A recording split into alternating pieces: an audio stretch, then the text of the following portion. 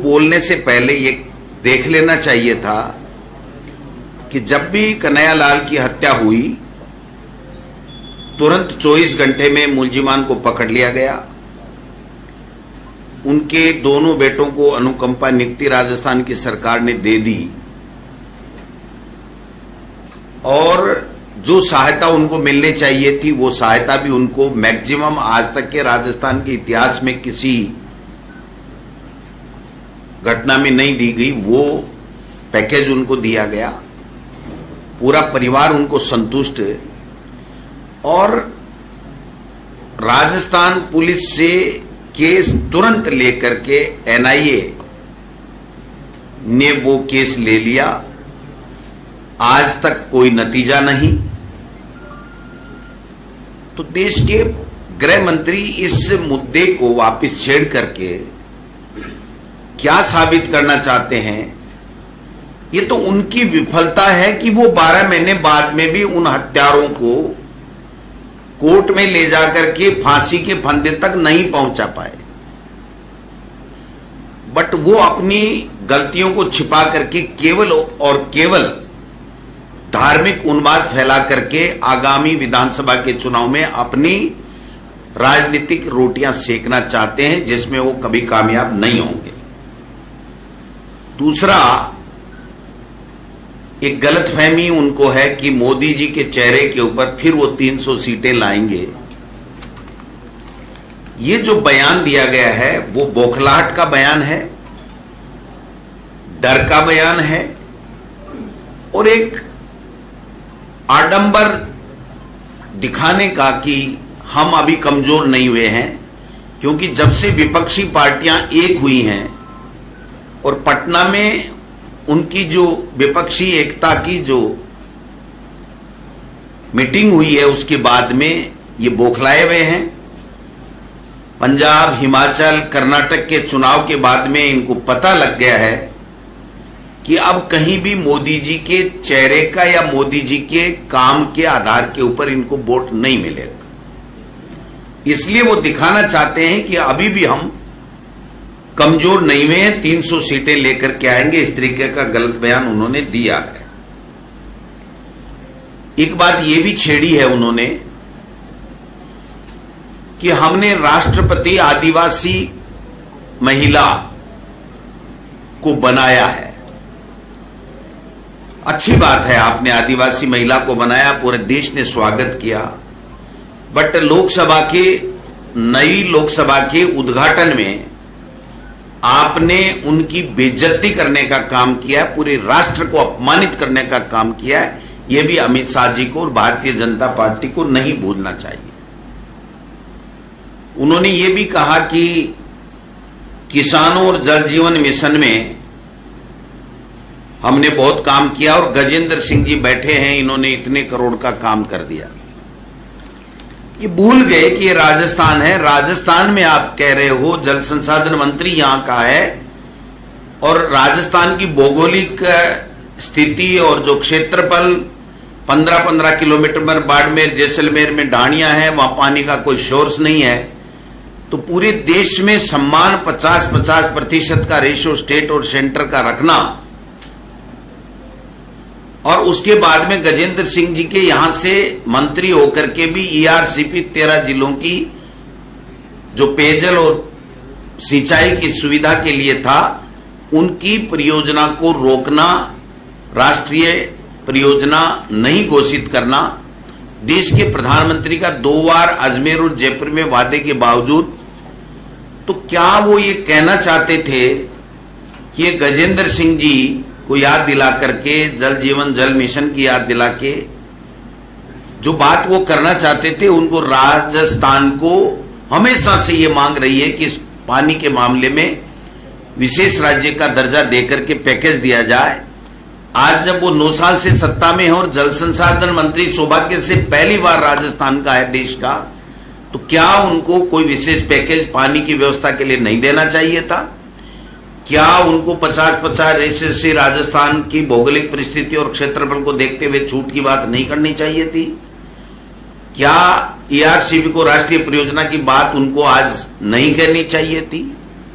यानी राजस्थान के साथ हितों के साथ में हम खिलवाड़ करेंगे और भाषण में भाषण दे करके और चले जाएंगे, ये उनकी आदत बन गई है। वो कह रहे उज्ज्वला योजना में हमने इतने कनेक्शन दे दिए,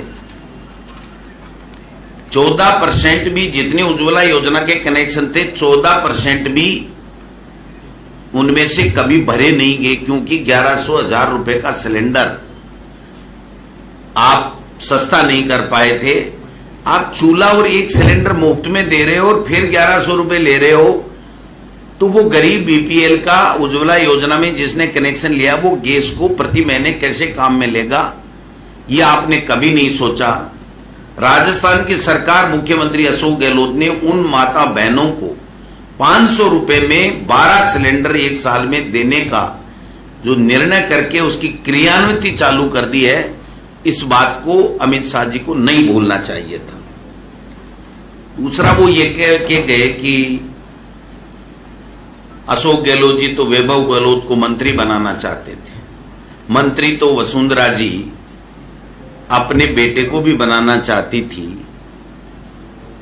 2-3 बार के एमपी हैं, पिछली बार भी बनाना चाहती थी, एनडीए फर्स्ट में भी, एनडीए सेकंड में भी बनाना चाहती थी।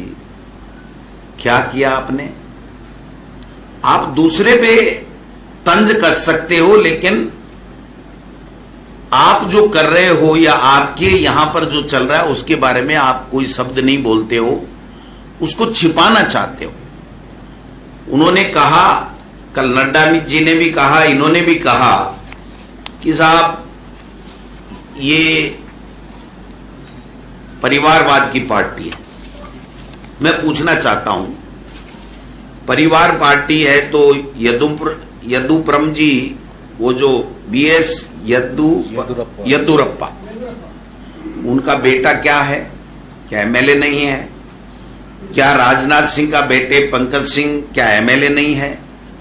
क्या वसुंधरा जी का बेटा दुष्यंत सिंह एमपी नहीं है? क्या प्रमोद महाजन जी की बेटी उनकी पूनम महाजन राजनीति में नहीं है? क्या वेद प्रकाश गोयल जी के बेटे पीयूष गोयल जी नहीं हैं? क्या विजय वर्गीय जी जो हैं उनके बेटे एमएलए नहीं हैं? क्या हमारी किरण महेश्वरी जी थी, उनकी बेटी को आपने टिकट नहीं दिया? क्या आप कह सकते हैं कि किसी भी स्टेट में भारतीय जनता पार्टी किसी भी नेता के बेटे, रिश्तेदार को, पत्नी को कोई टिकट कभी नहीं देगी? क्या ये घोषणा आप कर सकते हैं? अगर कर सकते हैं तो पहले वो घोषणा करके अमल कीजिए और उसके बाद में इस तरीके के सवाल उठाने आपको उठा सकते हैं, उससे पहले आप नहीं उठा सकते। दूसरा, जो खेल हर बार होता है वो खेला इस बार भी हुआ। एक मीटिंग में हमने देखा, जब मोदी जी आए थे तो कोई किसी का चोला खींच रहा था, कोई किसी के कोने मार रहा था। कल परसों जब राजनाथ सिंह जी कल आए तो कोई किसी का माइक छीन रहा था, कोई किसी का गला पकड़ रहा था, कोई किसी का नारे लगा रहे थे, कोई किसी की हूटिंग कर रहे थे। वो खेल आज भी हमने देखा।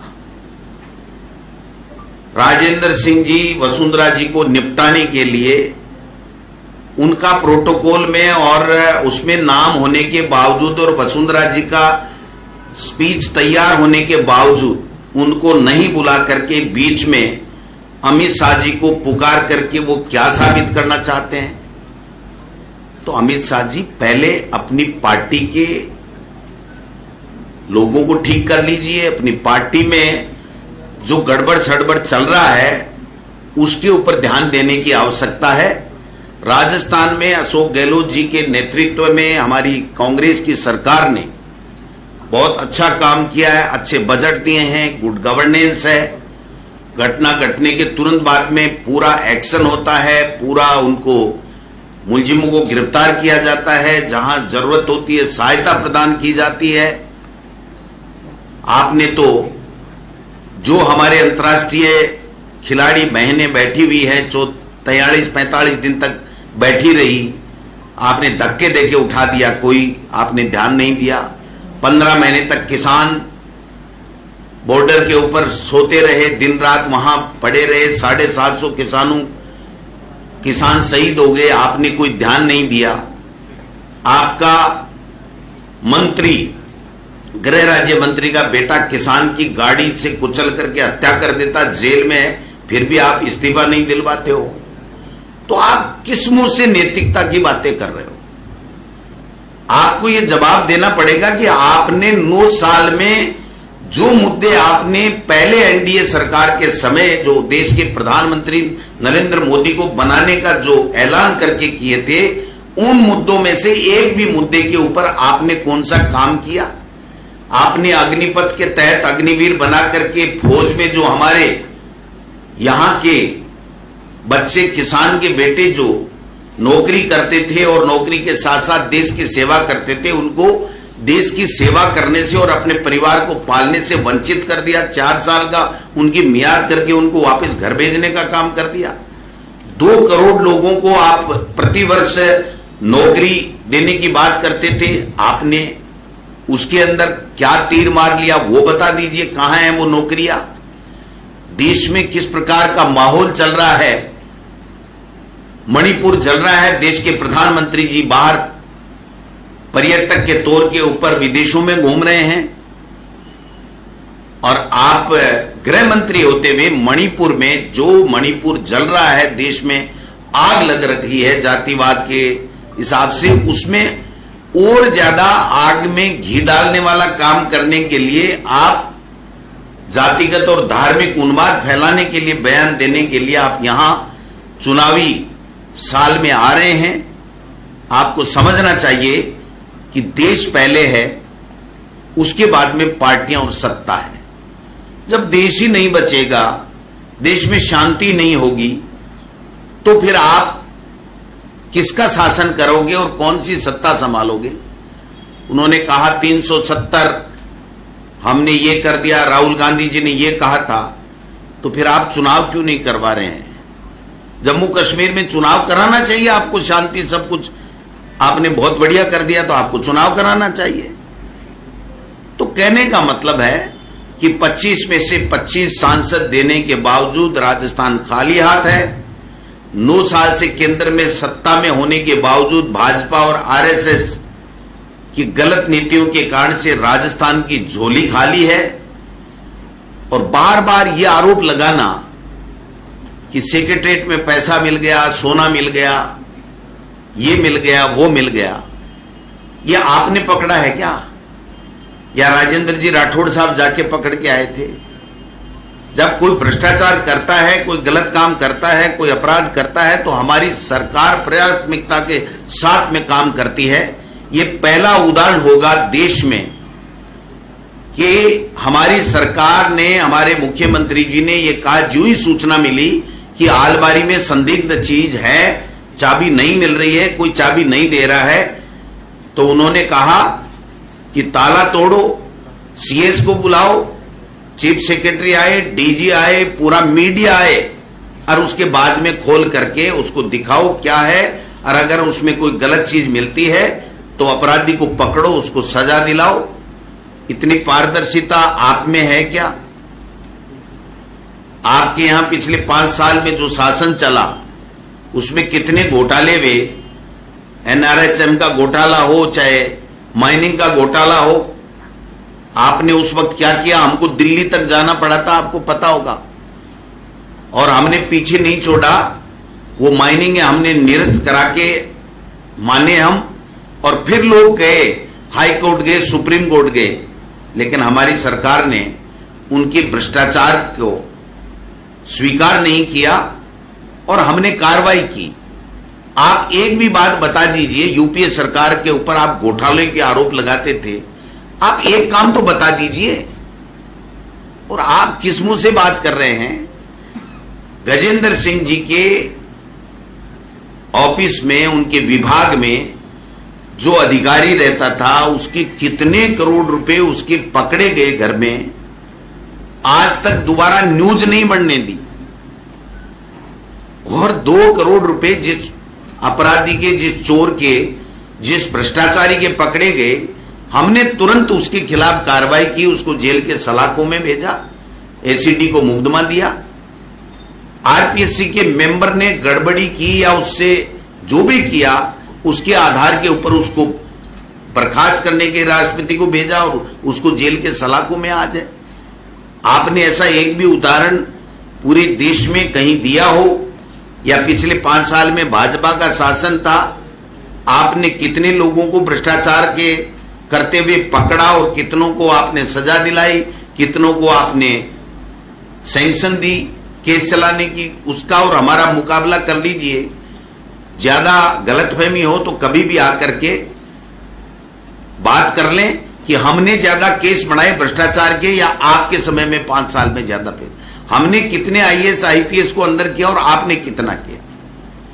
और आप बार बार आकर के राजस्थान का जो मूल मुद्दा है 13 जिलों की एआरसीपी का राष्ट्रीय परियोजना, राजस्थान का जो मूल मुद्दा है कि पानी के लिए विशेष पैकेज मिले, राजस्थान का जो मूल मुद्दा है कि किसानों का जो कोऑपरेटिव, स्टेट कोऑपरेटिव का जो कर्जा था हमने 14,000 करोड़ रुपए माफ कर दिया। नेशनलाइज बैंकों और केंद्रीय सहकारी बैंकों का जो, अमित शाह जी केंद्रीय सहकारी मंत्री भी हैं, उनको हमने, मुख्यमंत्री जी ने लिख रखा है कि आप बताइए कि 1 टाइम सेटलमेंट कीजिए, हम किसान का हिस्से का राशि सरकार से देने को तैयार हैं, उनका कर्जा पूरी तरीके से वो कर्जे से मुक्त हो, ये हम लोग चाहते हैं, आप सहयोग कीजिए। वो सहयोग नहीं कर रहे हैं तो आप किस मुंह से किसानों की बात कर रहे हैं? 3 काले कानून लाद दिए थे आपने, ये तो किसान था जिसने हार नहीं मानी, वरना आपकी नीयत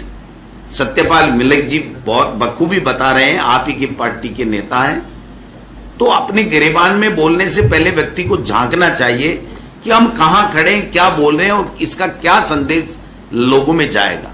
अमित शाह जी से मैं निवेदन करना चाहता हूं कि ये राजस्थान की जनता है, पढ़ी लिखी जनता है, वीरों की धरती है, महाराणा प्रताप की धरती है। यहां से हिंदुस्तान में सबसे ज्यादा बॉर्डर पर देश की सेवा करने वाले सैनिक जाते हैं। ये यहां के सब लोग समझते हैं। शिक्षा के क्षेत्र में हमारा बहुत ऊपर स्थान है अन्य स्टेट से।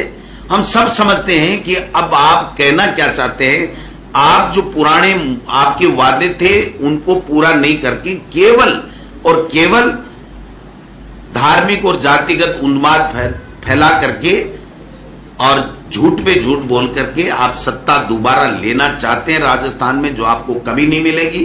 राजस्थान में हमारी सरकार अच्छा काम कर रही है, संगठन के लोग अच्छा काम कर रहे हैं। जनता चाहती है कि राजस्थान में 2023 में पुनः कांग्रेस की सरकार रिपीट हो।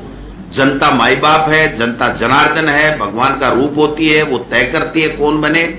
तो हम उम्मीद करते हैं कि जनता राजस्थान में दोबारा हमारी सरकार लाएगी। और जब सरकार यहां आ रही है, छत्तीसगढ़ में आ रही है और उसमें मध्य प्रदेश में आ रही है, तो आप बोरिया बिस्तर बांध लीजिए। 2024 आपके लिए अच्छा नहीं है। धन्यवाद। कोई क्वेश्चन, कोई बात? सर, आप कह रहे हो कि अमित शाह मोदी डर गए विपक्ष की एकता को देख के, और वो कह रहे हैं कि हमारे 9 साल का बेमिसाल काम देख के विपक्ष आ रहे हैं को क्या डर के मारे? वो अपने वादे जो उन्होंने किए थे 2014 में, उनमें से एक वादा बता दे कि कौन सा पूरा किया उन्होंने। किसान की आमदनी दुगुनी कर दी, किसान का कर्जा माफ कर दिया, चाइना को सबक सिखा दिया, आतंकवाद रोक दिया, देश से भ्रष्टाचार समाप्त कर दिया, युवाओं के रोजगार के लिए कोई नई नीति लेकर के आए। ईआरसीपी राजस्थान की राष्ट्रीय परियोजना 2 बार देश के प्रधानमंत्री का वादा करने के बावजूद क्या वो दर्जा दे पाए? क्या विशेष राज्य का दर्जा पानी के लिए हम लोग मांग करते रहे, क्या वो दे पाए? कौन सा काम किया उन्होंने? वो केवल 9 साल करके और मन की बात करके दोबारा राज में आना चाहते हैं, जो कभी कामयाब नहीं होंगे। प्रदेश की कानून व्यवस्था पर भी उन्होंने मैंने दिल्ली, मणिपुर, उत्तर प्रदेश, देश का गृह राज्य मंत्री ब्रजभूषण जी, उनके सांसद, उनके ऊपर सवाल उठाए, क्या उनका जवाब है उनके पास में? देश की कानून व्यवस्था चरमराई हुई है, मणिपुर जल रहा है, उन्होंने आज तक कभी कोई बात नहीं की। वरना देश का गृह मंत्री अगर मणिपुर जैसे घटना के बारे में एक शब्द नहीं बोले तो आप समझ लीजिए कि उनके बातों में गंभीरता कितनी है देश के प्रति। सीएम का छोटे लोगों को चोट लग गई है, तो क्या मीटिंग होने वाली है, वो मीटिंग होगी, आप लोग जाएंगे? देखिए, पहले भी 3 को फिक्स नहीं थी, प्रस्तावित थी कि भाई 1 को नहीं हो सकती तो हम 3, 4, 5 देखेंगे। तो ये तो अब पार्टी आलाकमान का काम है, जब भी वो मीटिंग कॉल करेंगे हम सब लोग चले जाएंगे और आपको पहले दिन बता देंगे कि हम इतने तारीख को दिल्ली जा रहे हैं। भाई एक चर्चा हो रहा है, चुनाव कह रहे हैं आप रिपीट करेंगे, अच्छा काम कर लिया आपकी सरकार, आप कर रही है, लेकिन एक चर्चा बहुत तेजी से आपके दरमियान में कि जब तक सचिन पायलट का मुद्दा सॉल्व नहीं हो जाएगा आपकी सरकार रिपीट नहीं होगी। आपके विधायक कहेंगे, आपको बोला क्या सचिन पायलट जी ने कि कोई मुद्दा है? फॉर्मूला आप ला रहे हैं तो नहीं, सचिन पायलट जी ने आपको बोला है क्या मेरा मुद्दा बाकी है? जब कई बार बोल चुके, उसके बाद में उन्होंने खड़गे साहब, राहुल गांधी जी और वेणुगोपाल जी, मुख्यमंत्री अशोक गहलोत जी के साथ बात करने के बाद में सारी बात समाप्त हो गई। हम में कोई मतभेद नहीं है, मनभेद का तो सवाल ही नहीं था, कभी रहा ही नहीं। हम सब एक हैं और एकता के साथ में चुनाव लड़ेंगे और जीतेंगे। सर, अमित शाह ने यह भी कहा है कि 2023 का चुनाव तो एक ट्रेलर है, और वो आपको क्या समझाना चाहते हैं? वो उनके खुद के लिए दिक्कत है। ये ट्रेलर अगर उल्टा हो गया तो 2024 क्या होगा आप देखना। और जैसी पूरी संभावनाएं हैं, 2023 राजस्थान में कांग्रेस की सरकार जीतेगी, जनता ने आशीर्वाद देने का मन बना लिया है। इसलिए उनको 2023 की राजस्थान की चिंता नहीं करके 24 की चिंता करनी चाहिए, जो उनके हाथ से जाने वाला है। ठीक है।